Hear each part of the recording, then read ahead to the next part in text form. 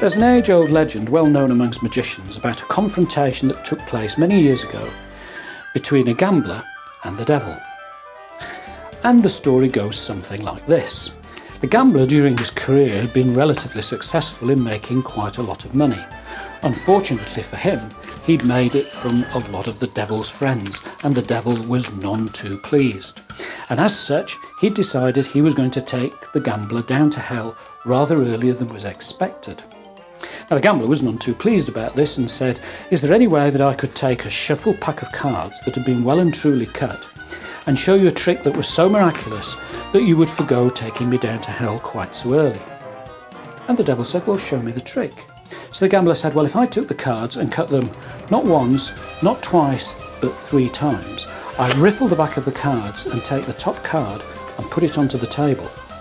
If I could do that 3 more times and end up with 4 of a kind on the table, would that be sufficiently miraculous?" And the devil said, "Yes, but not using the magician's aces." "Ah," said the gambler, "any other considerations?" And the devil said, "Well, yes, give the cards to me." So unfortunately the gambler reluctantly handed the cards over to the devil, who took them in his sweaty little palms, and he'd shuffled them really rather well. Not only that, but the devil was quite adept at cutting the cards in several different ways to make sure that the gambler was in fact totally and utterly confused as to what the order of the cards may be. But the gambler said, "Well, look, a bet is a bet, and I did say that I would do this for you, so I'm going to try."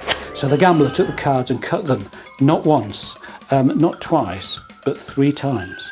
He riffled the back of the cards and took the top card and put that top card onto the table. He then took the cards again. He cut them not once, not twice, but 3 times.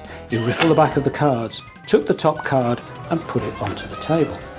Now the devil's getting a little concerned. He's seen ostensibly 2 cards of the same go onto the table, but well, most people could probably do that with a bit of practice. But then the gambler took the cards again. He cut them not once, not twice, but 3 times. He riffled the back of the deck and for the 3rd time took the top card and put it onto the table. Now the gambler's getting really, really happy, and the devil is getting really, really concerned because he thinks he's going to lose the bet. Can the gambler do it? Well, for the last time the gambler took the cards. He cut them not once, not twice, but 3 times. He riffled the back of the deck and with a flourish produced the top card.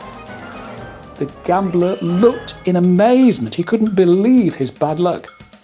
And the devil was in hysterics. He couldn't believe his luck. And he thought, "Well, I've got you, my boy." But then the gambler looked at the cards again and thought, "But I am a magician." And he said, "Look, I think you might find, Mr. Devil, that you've anticipated the result rather too quickly, because that represents 4 of a kind. And that, ladies and gentlemen, is the tale of the gambler and the devil."